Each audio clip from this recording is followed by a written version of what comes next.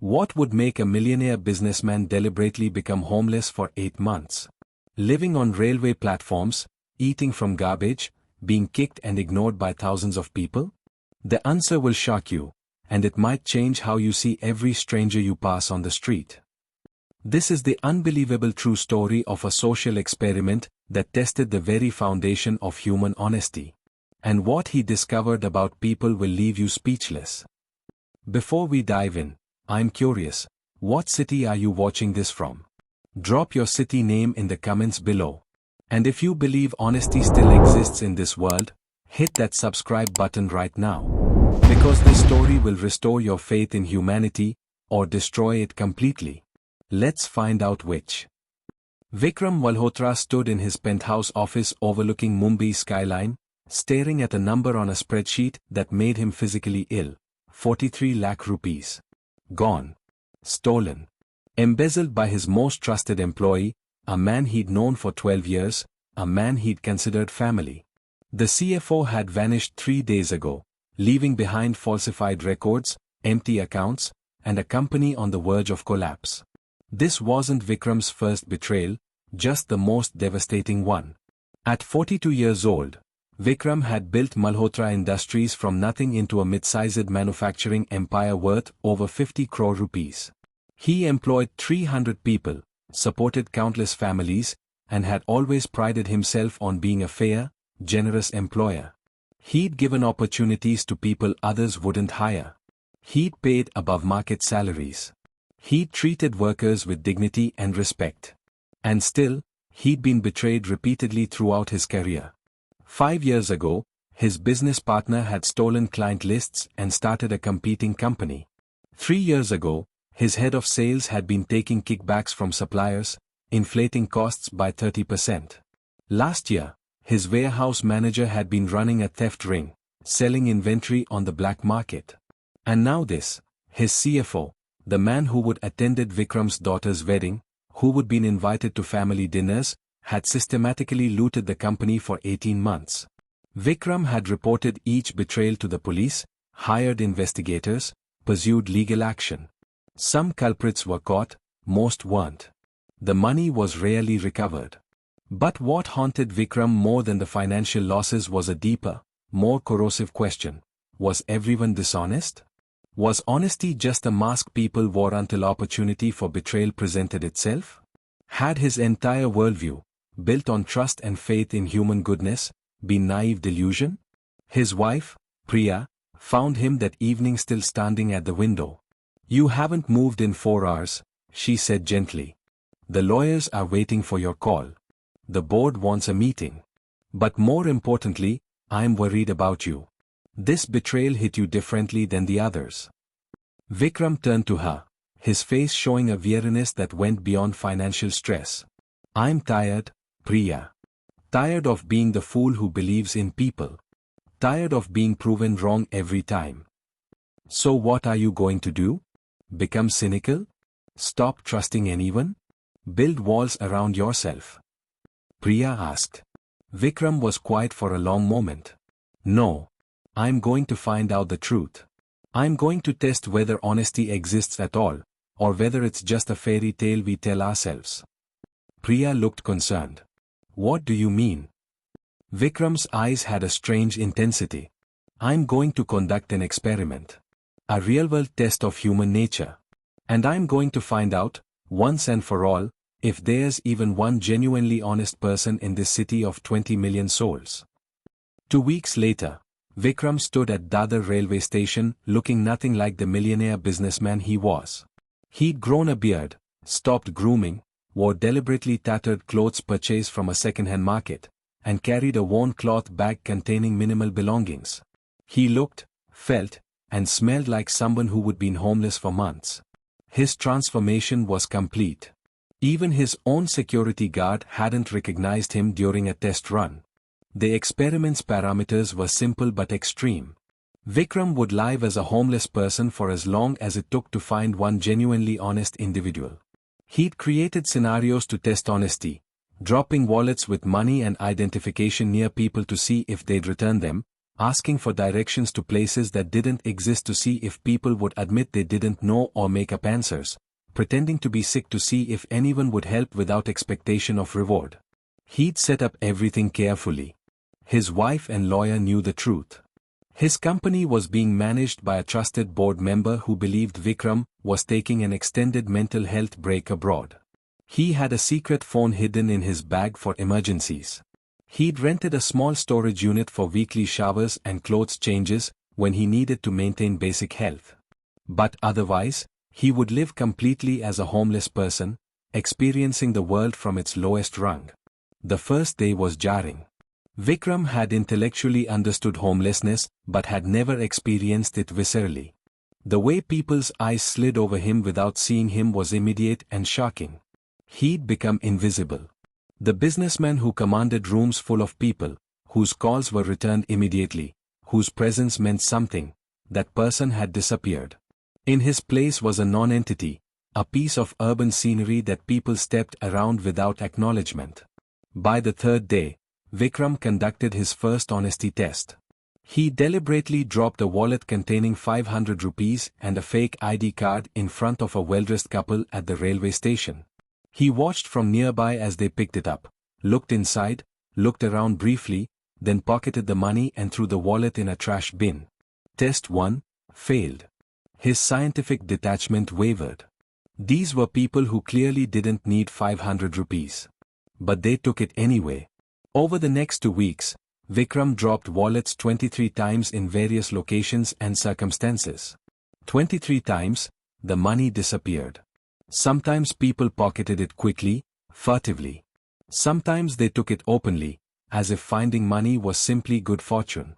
Twice, people fought over the wallet he dropped, arguing about who saw it first. Not once did anyone attempt to return it or even look for the owner beyond a cursory glance. The experiment was yielding data, but it was data that made Vikram increasingly depressed. He expanded his tests. He would approach people asking for directions to an address that didn't exist, seeing if they'd admit ignorance or make up answers. 80% made up answers, sending him in random directions with confident falsehoods. He would pretend to collapse from hunger or illness in public places, seeing who would help. Most people stepped over him. A few called police to remove the nuisance. In 3 weeks of testing, only twice did someone offer genuine help, and both times they demanded money afterward for their kindness, revealing it as transactional rather than authentic compassion. By the end of the second month, Vikram's experiment had yielded hundreds of data points and 0 instances of genuine honesty. He'd been robbed twice while sleeping on railway platforms, beaten once by police for loitering, and had his meager belongings stolen multiple times. The physical hardships of homelessness, hunger, cold, exhaustion, were challenging but manageable. What was breaking him was the accumulating evidence that his worst fears about human nature were being confirmed. He conducted increasingly creative tests. He would leave a bag containing a visible phone and wallet in public bathrooms, marked with a name and phone number, seeing if anyone would call to return it. The bag was stolen within minutes, every time. He befriended other homeless people, gaining their trust over weeks, then revealed he'd found a large sum of money, asking their advice on what to do. Every single one suggested keeping it, with several attempting to steal it from him afterward. He started testing people he'd once employed. Disguised as he was, completely unrecognizable, he approached former workers from his factory, people he'd given jobs to when others wouldn't hire them, people he'd helped through personal crisis. He told them elaborate stories about needing small amounts of money for food or medicine. Not one recognized him, which was expected. What hurt was that not one offered help, despite having been helped themselves. Some were dismissive. Others were actively cruel. One particularly painful incident involved a man Vikram had personally saved from financial ruin 5 years earlier, paying off his crushing medical debts when his daughter was sick. Vikram approached him as a homeless person, asking for 10 rupees for food. The man not only refused but spat on the ground near Vikram's feet and said, "Get a job, you parasite. Stop begging and do something useful." The irony was devastating. Vikram had literally saved this man's family, and now the same man couldn't spare 10 rupees or basic human kindness. Vikram's journal, which he maintained religiously, tracking every interaction and test result, became increasingly dark. Day 67. Tested 15 people today. 0 honest responses. Woman took dropped wallet containing 1000 rupees despite appearing wealthy. 3 people gave false directions with total confidence. Man I helped 4 years ago didn't recognize me and suggested I kill myself rather than beg. Question: is honesty extinct? Or was it ever real? His wife Priya, during their weekly secret phone calls, was becoming alarmed. Vikram, you sound different. Harder. This experiment is changing you, and not in a good way. Maybe you should stop. Come home. Whatever you are trying to prove, you've proven it. But Vikram couldn't stop. The experiment had become an obsession. He needed to find just one honest person. One. If he could find even one, it would mean honesty existed, that human goodness wasn't a complete delusion. He started keeping statistics with the precision of a researcher. After 3 months, he'd conducted 347 honesty tests across different demographics, locations, and scenarios. The results were brutally consistent. 343 failures, 4 ambiguous results where motivation was unclear, 0 clear successes. He tested rich people, poor people, educated people, illiterate people, young people, old people, religious people, secular people. The results varied slightly by category, but were universally discouraging. Honesty, it appeared, was distributed equally across all groups, which is to say, it barely existed anywhere. Month 4 began with Vikram at his lowest point. He'd lost weight, his health was deteriorating despite weekly showers and decent food he secretly bought, and his psychological state was dark. He was seriously considering ending the experiment and accepting the conclusion that honesty was essentially a myth. Then, on a rainy Tuesday evening at CST station, something happened that would change everything. Vikram had set up what he considered his most elaborate test yet. He'd created a wallet containing 10,000 rupees in cash, multiple credit cards, fake but realistic looking, a driver's license with his fake homeless identity, and most importantly, a small envelope marked, "For my daughter's surgery, please don't take this money." The emotional appeal was deliberate. He wanted to test if even a heartbreaking story would inspire honesty. He placed the wallet on a bench and pretended to fall asleep nearby, watching through barely open eyes. Person after person walked by. Several noticed the wallet. Over 2 hours, 7 people picked it up, looked inside, saw the money and the note, and took it anyway. One woman actually read the note aloud to her companion, laughed, said, "Nice try, clever scam," and pocketed the cash. Vikram's heart sunk further. Even manufactured tragedy wasn't enough to inspire honesty. As evening turned to night and the crowds thinned, Vikram was preparing to retrieve the wallet and end this particular test when a young man, maybe 25 years old, approached the bench. He was dressed in cheap but clean clothes, carrying a worn backpack, looking like a daily wage laborer heading home after work. He sat down heavily, clearly exhausted. Then he noticed the wallet. He picked it up and opened it. Vikram watched the young man's face as he saw the money, saw the credit cards, and then read the note. The expression that crossed his face wasn't greed or calculation. It was distress. He looked around, clearly searching for the wallet's owner. His eyes passed over the sleeping Vikram. He stood up, walked to the station's information counter, and started explaining the situation to the clerk. Vikram couldn't hear the conversation but could see it was earnest. The clerk was dismissive, waving the young man away. The young man persisted. Finally, clearly frustrated with the clerk's lack of help, he did something extraordinary. He took out his phone and started making calls. Vikram strained to hear. The young man was calling the number written on the fake driver's license, trying to reach the wallet's owner. Of course, no one answered. It was a fake number. But the effort was real. The intention was genuine. After several failed attempts to reach the owner, The young man stood in the station looking at the wallet, clearly wrestling with a decision. Then he did something that made Vikram's eyes fill with tears for the first time in this entire experiment. The young man took out a piece of paper, wrote a note, wrapped it around the cash and cards, put everything back in the wallet, and placed it at the station's lost and found counter, explaining to a different clerk that someone had left it and needed it urgently for their daughter's surgery. Vikram watched as the young man left the station empty-handed, looking back once at the lost and found counter as if to ensure the wallet was secure. He hadn't taken a single rupee. Not one. Despite being obviously poor himself, despite the enormous temptation of 10,000 rupees, despite the ease with which he could have justified taking it, he'd chosen honesty. He'd chosen to do the right thing. And in that moment, Vikram's entire worldview shifted. Honesty existed. It was rare, maybe incredibly rare, but it existed. And he'd just found it.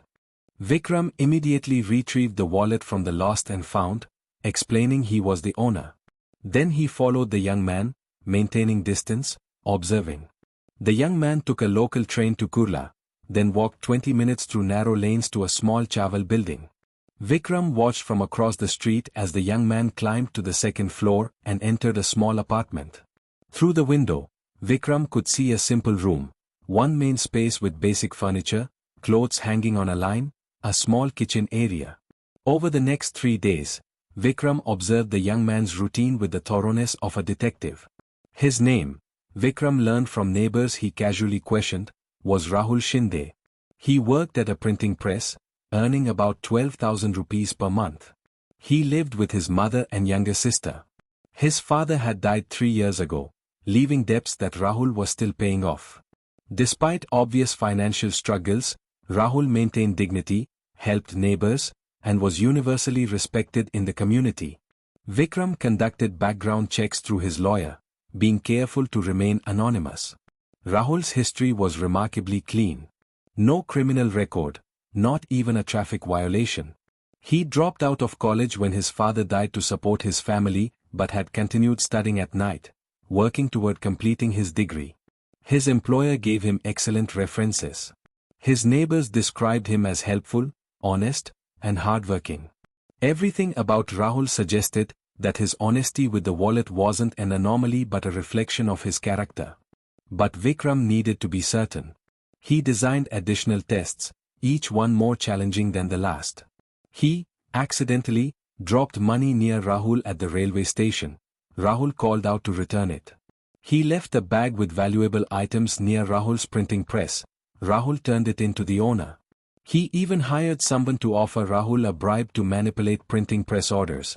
Rahul refused despite being told it was a common practice, and everyone does it. Each test confirmed what Vikram had begun to believe. Rahul Shinde was genuinely, consistently, almost impossibly honest. Not because he expected reward, not because people were watching, but because dishonesty seemed fundamentally incompatible with who he was. Vikram had tested over 400 people in 4 months and found exactly one person who consistently chose honesty even when dishonesty was easier, safer, and more profitable. The discovery both thrilled and disturbed Vikram. On one hand, honesty existed, embodied in this young man who would probably never had an easy day in his life. On the other hand, the ratio was terrifying, 400 to 1. If that ratio held across society, it meant honest people were a rounding error, a statistical anomaly. The implications for businesses, relationships, society as a whole were profound. Could civilization function when 99.75% of people would choose dishonesty given the right circumstances? Vikram spent weeks wrestling with what to do with this information. He'd completed his experiment. He'd found what he was looking for. But now what? Simply returning to his normal life felt inadequate, almost cowardly. This experiment had cost him 4 months of his life, significant suffering, and had fundamentally changed how he understood human nature. The question was, what should he do with Rahul? And more broadly, what should he do with everything he'd learned about the scarcity of honesty in the world?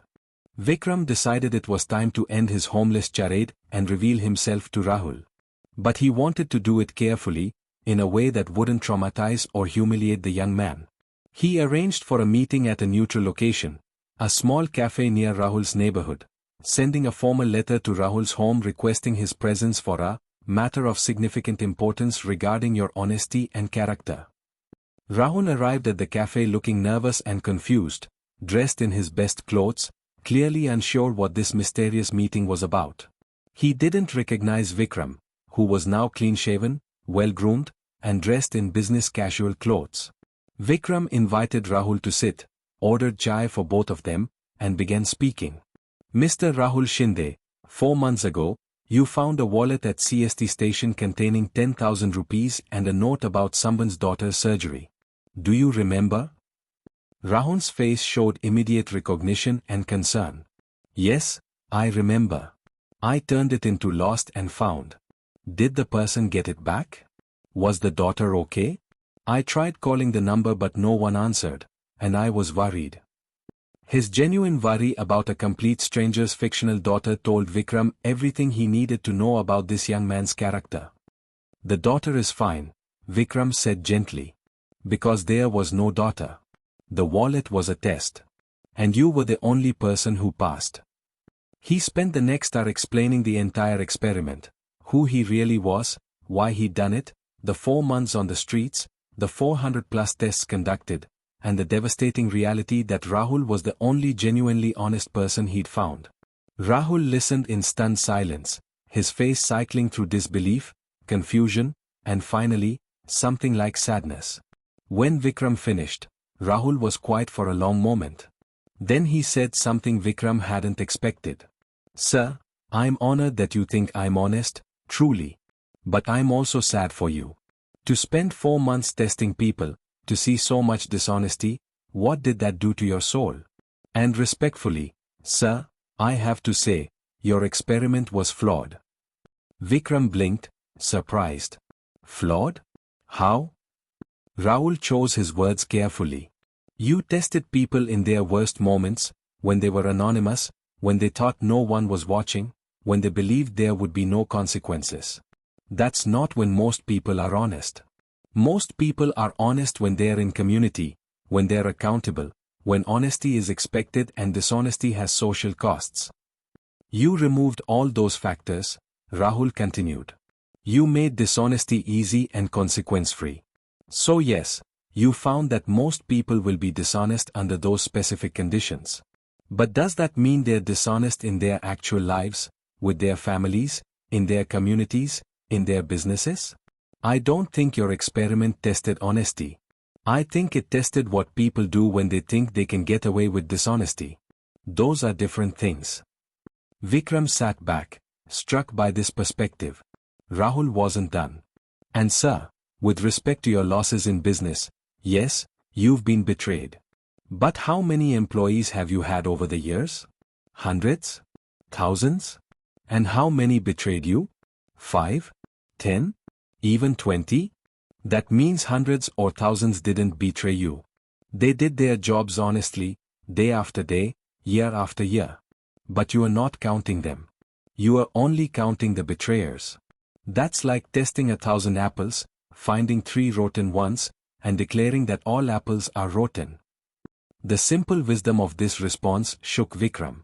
He'd spent 4 months, significant money, and considerable suffering on an experiment that might have been measuring the wrong thing.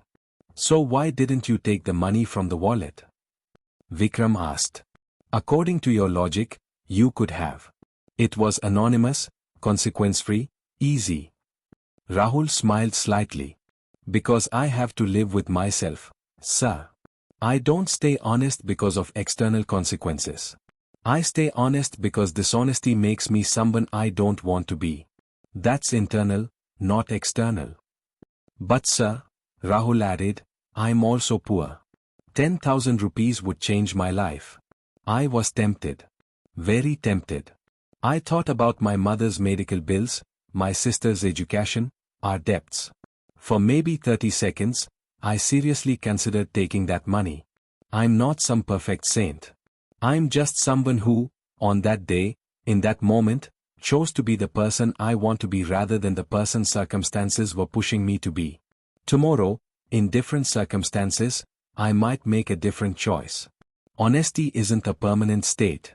It's a series of choices, made moment by moment. Vikram left that cafe meeting profoundly changed.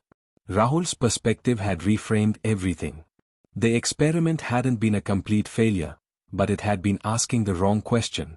Instead of, are people honest? He should have been asking, under what conditions do people choose honesty? And, how can we create environments that make honest choices easier and more rewarding than dishonest ones? He spent the next month analyzing his data differently, looking for patterns about when people were more likely to be honest versus dishonest. He found that honesty increased when people felt part of a community, when they believed they might be held accountable, when the personal cost was low, and when honesty aligned with their self-identity. Dishonesty increased with anonymity, desperation, perceived unfairness of the system, and lack of consequences. These insights had profound implications for his business. His previous approach had been to trust everyone until they proved untrustworthy. His post-betrayal instinct was to trust no one. But Rahul's perspective suggested a third path: create systems and culture that made honesty the easiest and most rewarding choice. Not through surveillance and punishment, but through transparency, accountability, fairness, and building genuine community within the workplace. Vikram returned to his company and implemented radical changes.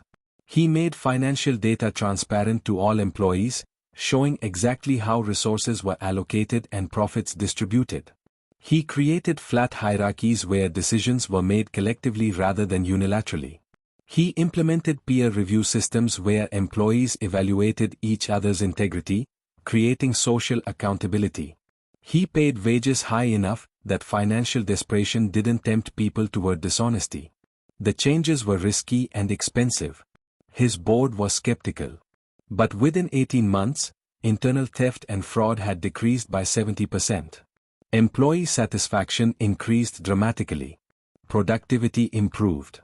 People who would been considering dishonest actions reported that the transparent, communal culture made it psychologically difficult to betray colleagues they knew and worked closely with. The system wasn't perfect. Dishonesty still occurred, but it was significantly reduced. But Vikram's transformation went beyond business practices. He'd been profoundly moved by Rahul's simple life, his integrity despite poverty, his thoughtful perspective despite limited formal education. Vikram realized he'd been living in a bubble of privilege, judging people from a position of comfort without understanding the pressures that drove their choices. His experiment had shown him not just dishonesty but also desperation, inequality, and systemic unfairness. He established a foundation with a specific mission: supporting honest people in difficult circumstances. The foundation would identify individuals who would demonstrate consistent integrity despite hardship, people like Rahul, and provide them with education, business opportunities, and support. The goal wasn't charity but investment in human potential. If honesty is rare, Vikram explained to his board, then honest people are valuable. We should nurture them, support them, create conditions for them to thrive. Rahul, predictably, refused any personal payment or reward. Sir, I did nothing extraordinary. I just returned a wallet. That's normal human behavior, not heroism. But he agreed to help design and run the foundation selection process, identifying genuinely honest individuals who needed support. I know honest people when I see them, Rahul said. Because I've lived among them all my life. They're not rare in poor communities, sir. They're just invisible to people like you. 5 years after the experiment ended, Vikram stood on a stage at a TED Talk, sharing his story publicly for the first time.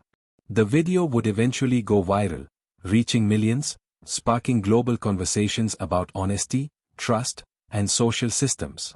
But in that moment, speaking to 1,000 people, Vikram was focused on one person in the audience, Rahul Shinde, now the director of the Honest Future Foundation, which had supported over 200 individuals in 5 years. I went homeless for 8 months to find one honest person, Vikram told the audience. And I did find him. But what I learned was more complex than I expected. I learned that honesty isn't a fixed trait people either have or don't have. It's a choice made in moments, influenced by circumstances, systems, culture, and countless factors we often don't consider. I learned that creating dishonesty through bad systems and then blaming individuals for being dishonest is circular logic. He shared the statistics from his experiment. 400 plus people tested, one clearly honest person, but also the deeper analysis about context and conditions. He explained how his business had changed, how employee dishonesty had decreased not through stricter surveillance but through better systems and culture. He talked about the foundation's work, highlighting individuals who would maintain integrity despite crushing poverty and finding ways to support them. But the most important lesson, Vikram continued, came from Rahul himself, that one honest person I found. He taught me that my experiment was measuring what people do under the worst conditions, not what they are capable of under better conditions. He taught me that most people want to be honest but need systems and communities that make honesty sustainable. And he taught me that judging people from a position of privilege without understanding their pressures is fundamentally unfair. The talk sparked global discussion. Some people criticized Vikram for the experiment's methodology and ethics. Others defended it as necessary research into human nature. Some focused on the depressing statistics about dishonesty. Others focused on the hopeful message about creating better systems. Academic researchers requested access to his data. Businesses asked about implementing his new management approaches. The conversation was messy, complicated, and exactly what Vikram had hoped for. The Honest Future Foundation grew significantly after the talk's viral spread. Thousands of nominations poured in, people identifying honest individuals in their communities who deserved support. The selection process was rigorous, designed by Rahul to identify genuine integrity rather than performative honesty. Over the next decade, the foundation would support over 1,000 people, creating ripple effects as each supported individual went on to create honest businesses, model integrity in their communities, and support others in turn. Rahul himself became a respected voice on ethics and social systems, speaking at universities, consulting with businesses, writing a book about sustainable honesty that became a bestseller. He never lost his humility or his connection to the community where he'd grown up. He still lived modestly, though he could now afford better. Honesty isn't about being perfect, he would say in interviews. It's about choosing, moment by moment, to be the person you want to be. Some moments are easier than others. Some days I succeed, some days I fail. But I keep choosing. Vikram's relationship with Rahul evolved from observer-subject to mentor-mentee to genuine friendship to equal partnership. They co-authored papers on business ethics, designed training programs for companies, and worked together on the foundation. Their unlikely alliance, millionaire businessman and former printing press worker, became symbolic of the foundation's mission, that character transcends class, that honesty exists everywhere if you create conditions for it to thrive. 10 years after the experiment, Vikram reflected on what he'd learned. I thought I was conducting an experiment on other people. But really, I was experimenting on myself. I was testing whether my faith in humanity could survive contact with reality. The answer was complex, yes, but only if I expanded my understanding of what humanity is. We are not purely good or purely bad.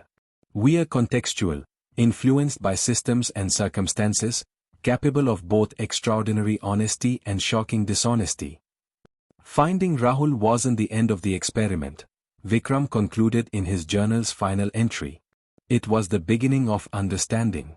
One honest person in 400 tests sounds depressing. But it means honesty exists. It's real.